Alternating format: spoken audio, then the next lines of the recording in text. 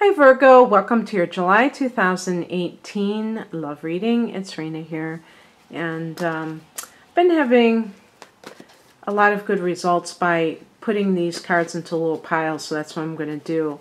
In terms of just circulating the cards more and getting cards that I don't typically get versus getting the same cards over and over again. And I'm always, I mean, it's not that I'm not shuffling, but it's sometimes, for whatever reason, they just keep coming up. And so I find that it's better for me to just go like this.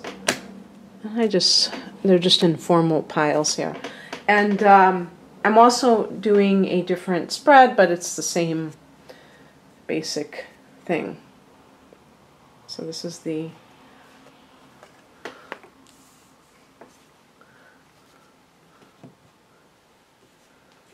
card.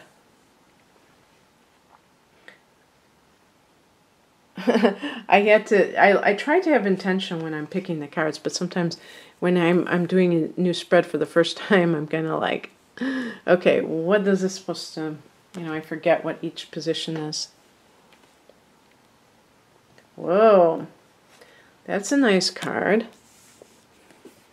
The Sun. That's a really good card. Wow, the Two of Cups is a really good card too. Okay, put this on the sides. And after I pick the card, I put the card, the pile, them in a pile all together.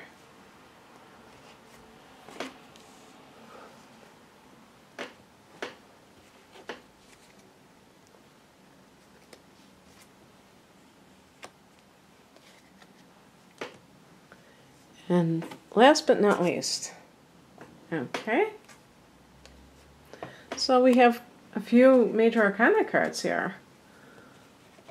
Out of only 7 cards, that's not too shabby. I've got 3 major arcana cards.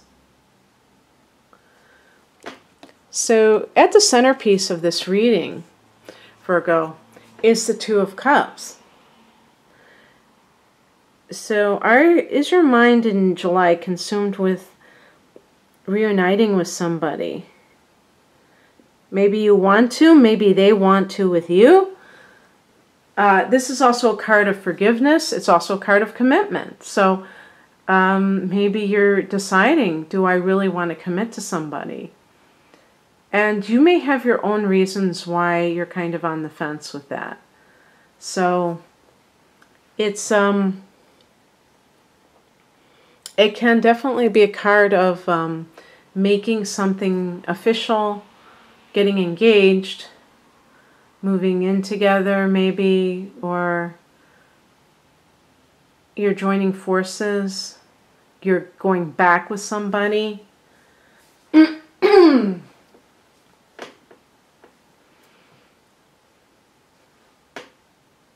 So let's look at the history of the situation to see more information about what's going on. We have here the Knight of Pentacles, which this can connect with a Taurus individual if this is who that person was. And this is a dependable person. I always connect it with Capricorn, so go figure. But now that I know what it represents in its entirety, I really feel that this is good for Taurus, because it's the person who doggedly is persistent when it comes to trying to amass money. And this is definitely an earthy energy for somebody like a Virgo. This person may be very dependable. They may be a reliable person, and perhaps you feel this sense of safety with such a person. But I'm not suggesting that this is necessarily the person that you're in love with, because we're talking here with the Two of Cups. Maybe you have to choose between 2 people. There's that pesky number 2 again, where it could be a decision. But in some cases, we could be talking about whether or not this is the right person for you. It is an earth energy, and you're an earth energy. You're Pentacles as well. Capricorn could be the person too. But the reason I say all of this is because this is the spiritual lesson that you're working on with this situation. We're talking about the Sun card. So the Sun card represents joy, childhood, having a child, or, you know, just children themselves. This represents love, okay? Now, it's represented, it rules the sign of Leo. And so literally this could be somebody who's Leo. But what Leo, if we compare like a Leo to a Taurus person, the Leo person is going to be more spontaneous and playful and things like that. That just is how Leos are. That's how fire signs are. The Knight of Pentacles is driven to gather up their material resources. Now, you would think that being an earth sign yourself, that person would be who you would choose. If we were literally talking about Leos and Taurus people, that you would prefer that type of individual. But not so fast, because Virgos are kind of the outliers in the earth signs.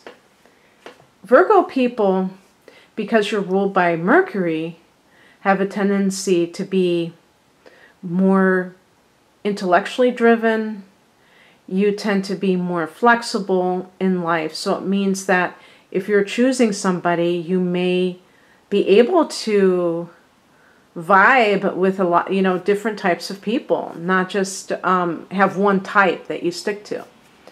So that can indicate that you may be attracted, especially if you have fire like Leo in your Venus, Mars, or a fire sign, moon sign. You may naturally gravitate towards fire signs and feel that the earth signs are kind of boring. So, and by the way, when I say that, it's not saying that earth signs are boring, but what a fire sign person brings is a lot different. They bring a flash to life, but they don't necessarily bring the stability that a Taurus person brings or another earth sign person might bring. So it's like a trade-off, and life is kind of like a trade-off. So it depends on you, on what it is that you want. Now, I think with the Sun card as a spiritual lesson, Virgo, is that it deals with pleasure, healing. The 5th house is what Leo and the Sun rule. So you rule the 6th house, by the way, so it's right next door to it. And this means that, you know, a lot of Virgos, because the 6th house is health and work, it's more serious. It's more down to business. And sometimes Virgo people need that kind of a counterpart.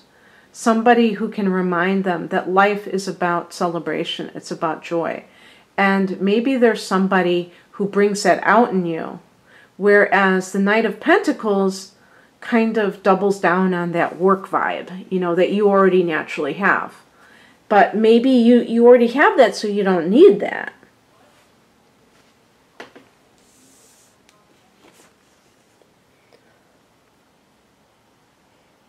The steps you can take to get where you need to go, the 4 of Swords.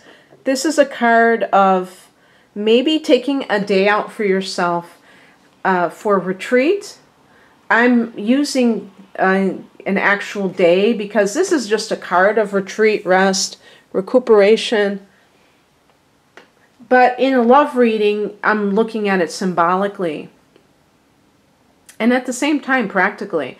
But saying like what kind of things, you know, how do you want your life to go in general? Not just your love life, but what are your future plans? What are your future goals? And maybe this is a really good time to kind of get into this, because for the first few weeks of the month, you do have the sun and a solar eclipse in Cancer. And this is your 11th house of hopes and wishes and long-range goals. This can be a very lucky time for you. In actuality, Virgo, the 11th house is the luckiest house. So invest in yourself. Take a day out or a half day out and bring some kind of notebook or, composite book and a pen, and kind of come up with things that you would like to do in your future in all areas of your life, and see how, if you have to make a choice, and maybe it's not that there are two people right there waiting for you, but maybe it's simply that there's one person that you could commit to, and yet you don't necessarily feel that you love this person.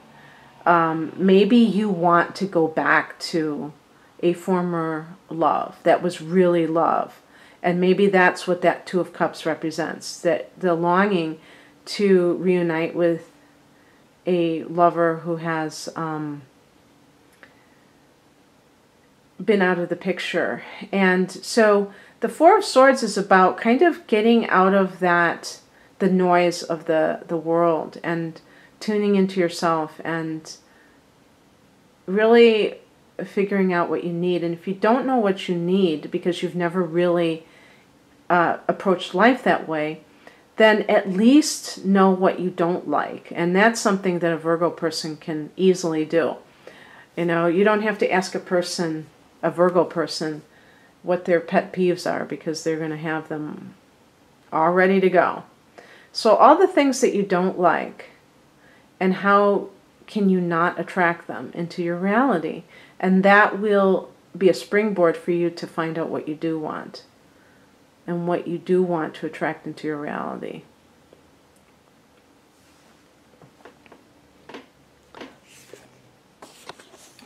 The pitfall is represented by the Page of Wands. Now, this would be suggesting that a new relationship with a fire sign individual might not be a good thing at this time.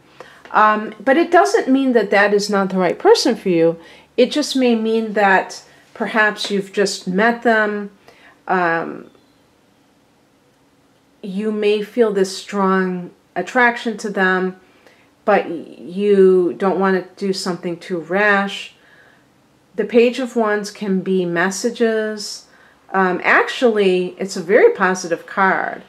So if it's a challenge to you right now, the Page of Wands, it can be that there is something negative that you hear that threatens to kind of throw you off track of this, whatever it is that you want to have happen. And maybe this has to do with this person that you may want to get together with or get back together with. And remember that sometimes things are said in order to discourage people because somebody has an agenda. So it's important not to listen to others, to follow your own heart. If there is somebody that you trust who tells you something about someone, that's a different story. But if it's just somebody who is envious that you're happy and they try to rain on your parade, then you may believe what they're saying, and they could just be saying that to keep you from pursuing whatever it is that you love to do, that has to do with a particular person or a particular, like even forgiveness. Like someone may try to tell you that you shouldn't forgive someone, and you really believe that this person deserves a second chance. And I think too, like if you surround yourself with so-called friends who they may be going through things in their life that they're not happy about, they may not want you to have what they don't have. So always consider the source of anything that you hear.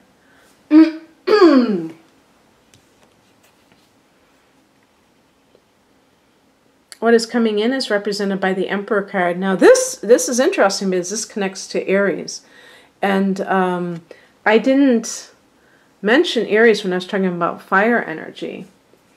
I would say too with the Page of Wands, this could be like an Aries individual. Now, if this is you know, it's funny, you may find out if you have been separated from somebody and you get back together with them, that you were right to separate, that there was a good reason why you separated from them. Maybe this is a card of you're finally going to seek a divorce. The Emperor can be about that Judge. So maybe you try out reconciliation and it doesn't work. And I think there's something along the lines for that for certain people, because we even get in the outcome is the Fool card. So this is beginning that new journey, the hero's journey, the Fool's journey. And this is about starting from scratch. And so for those of you who attempt a reconciliation, you might find that the person that you're with really hasn't changed. Maybe they swear up and down to you that they have changed, they've turned over a new leaf. And the Emperor can indicate somebody with very rigid views, and that they are not capable of, at least now, of seeing your point of view. But they know enough to tell you that they're able to change. I think that with this particular reading, there is a sense of choice here, of direction that you need to go in. And with the Sun card, I do feel that some of you may be holding a torch for somebody, and maybe this person is somebody that you want to contact, but you're afraid to do so. And yet, your life may have gone on since you've been separated from that person. And so you are realizing that you kind of went off course by, maybe it was a rebound situation where you ended up marrying and having a family with somebody else and never forgot this other person. And so I'm not suggesting that with everyone the Two of Cups is you reuniting with somebody. This may still be something that keeps you in a place of excitement. The Sun card is about passion in life, and maybe that's kind of like your hidden passion, is the dream of getting back with somebody. But meanwhile, there may be some messy things to, contend with. Maybe there's a relationship that's grown stale, predictable, that you're trying to extricate yourself from. I go back to that Knight of Pentacles. That may be the person that you're trying to make okay, but you realize, no, this has to, we both have to move on. We're not happy. Maybe that person isn't happy either, and you would be doing them a favor by letting them go. I don't know. It's going to be different for each one of you. Okay, that's what I have for you, Virgo. If you'd like a personal reading, please click on the link below this video. My website is ReinaMoonAstrology.com. God bless. Bye.